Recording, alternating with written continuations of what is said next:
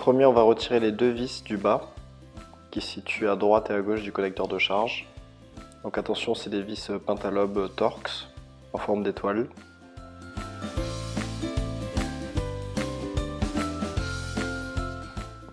Ensuite, on va retirer l'écran de son châssis avec un Isezamo, donc une spatule très plate, ou alors on peut utiliser une ventouse.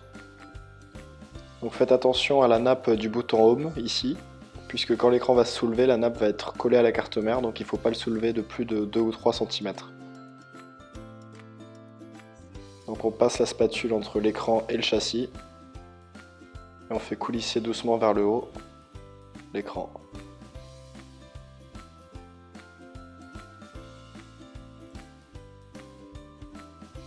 Et là vous allez voir, on voit la nappe du bouton Home qui apparaît.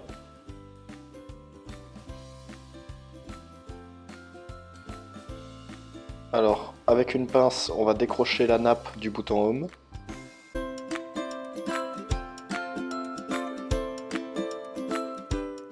Donc on retire la plaque en métal qui permet le maintien sur la carte mère de la nappe du bouton Home.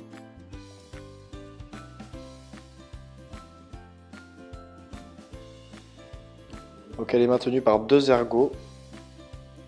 Il faut tirer doucement et normalement elle se déclipe toute seule.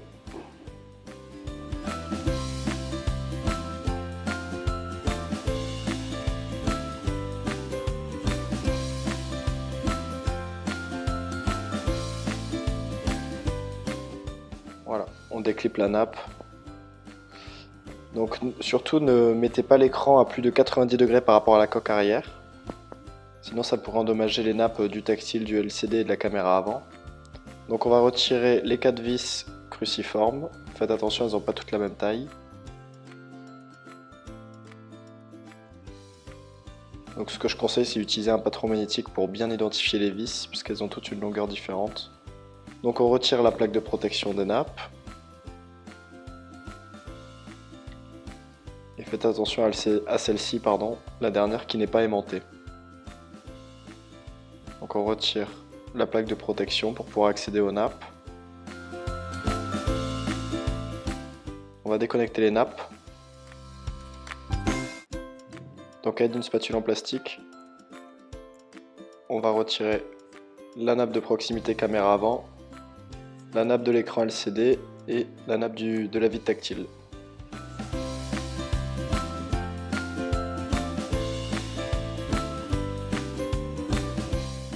On peut maintenant accéder au connecteur de charge. Donc on va retirer la plaque de protection qui permet de maintenir la connectique de la batterie et de l'antenne réseau. On va devoir retirer le module haut-parleur qui est situé au-dessus du connecteur de charge. On déconnecte le dock de charge de la carte mère. Donc je vous conseille d'utiliser plus une spatule qu'un tournevis, ça pourrait endommager les connectiques. Donc il est collé le connecteur de charge, on le décolle tout simplement. On enlève le petit câble coaxial de l'antenne réseau, donc attention, il est assez fragile. On va dévisser les 3 vis du module haut-parleur. Donc 3 vis cruciformes.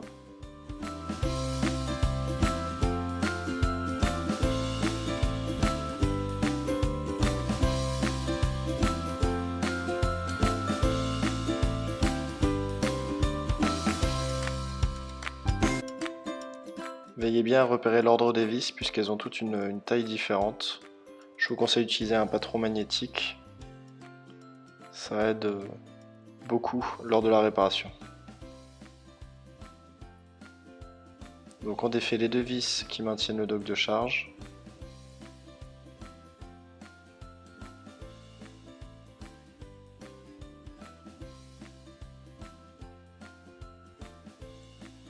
Donc le dock de charge contient plusieurs pièces, le micro,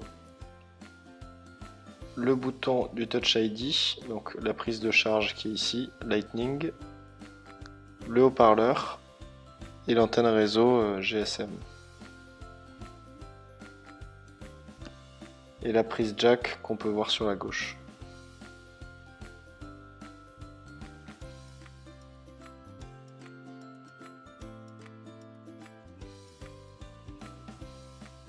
on veille bien à ce que la nappe du bouton Home soit bien décollée. On défait le micro de son logement. Donc on agit sur les trous des vis pour pouvoir sortir de son logement le connecteur de charge. Donc il va venir tout seul. Enfin la nappe est collée sur la coque arrière mais le reste doit venir facilement. Donc faites attention de ne rien abîmer.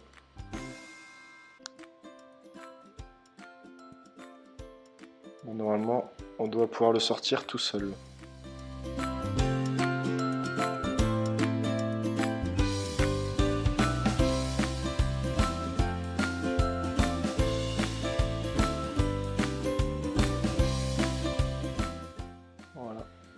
On le décolle. On va pouvoir ici positionner le nouveau dock de charge. Donc on va faire le processus inverse. On remet le dock de charge à sa place. Donc on fait attention que le port Lightning et le microphone soient bien en face des trous.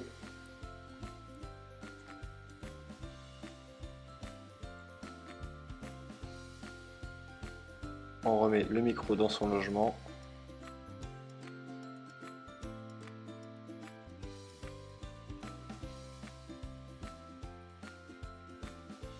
Donc ce que je vous conseille, c'est de revisser la vis qui est située à gauche du connecteur de charge en premier. Ça permet de guider la pose, c'est plus simple. Donc on revisse celle-ci.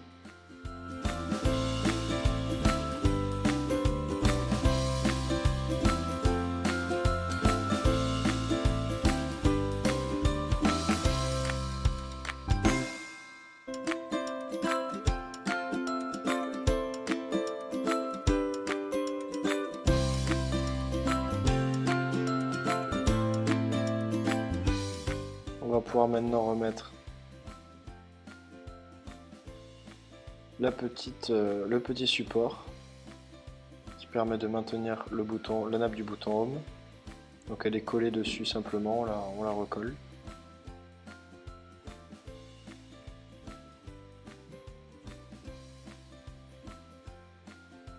Alors on peut laisser un peu de jeu à cette petite plaque pour pouvoir passer par-dessous le module haut-parleur, comme ceci. Quand on repositionne le module haut-parleur, on fait attention à la connectique batterie et à la connectique de l'antenne réseau, qu'elle ne s'abîme pas lors du remontage. Donc on peut revisser toutes les vis.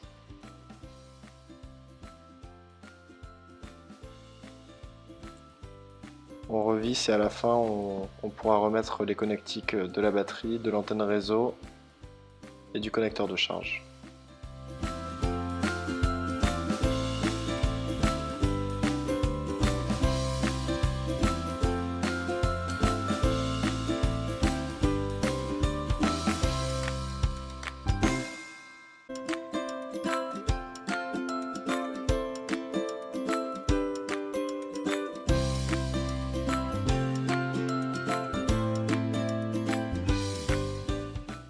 On reconnecte toutes les nappes,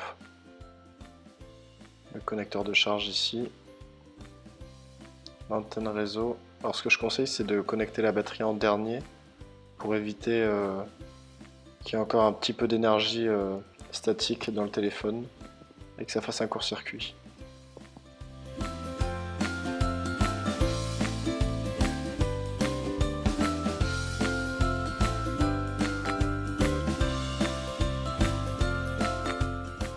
Donc elle est assez difficile à mettre puisqu'elle est assez petite, l'antenne réseau. Voilà. Et donc on peut remettre la batterie vu que toutes les autres nappes sont connectées.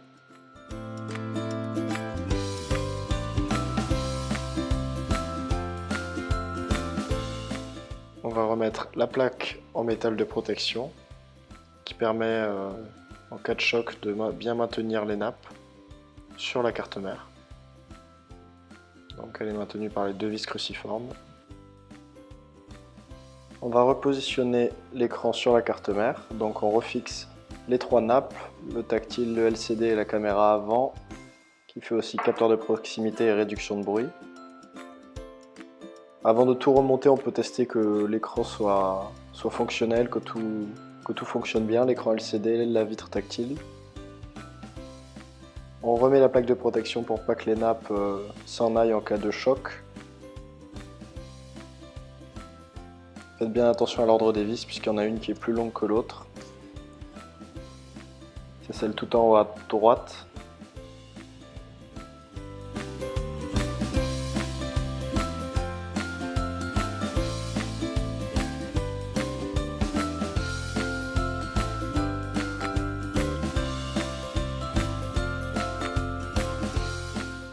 Donc cette vis est un peu plus compliquée puisqu'elle n'est pas magnétique, donc elle n'est pas aimantée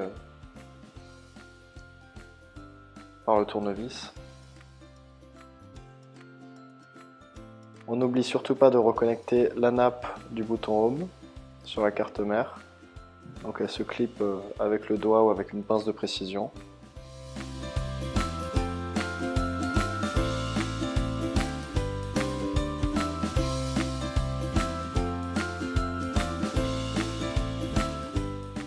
On lui donne la bonne courbure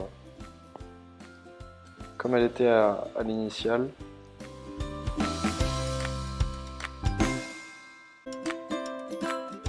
On n'oublie pas de remettre la petite plaque de protection du Touch ID. Et on va pouvoir reclipper l'écran en commençant par le haut sur la coque arrière. Les côtés, et normalement tout doit s'emboîter tout seul.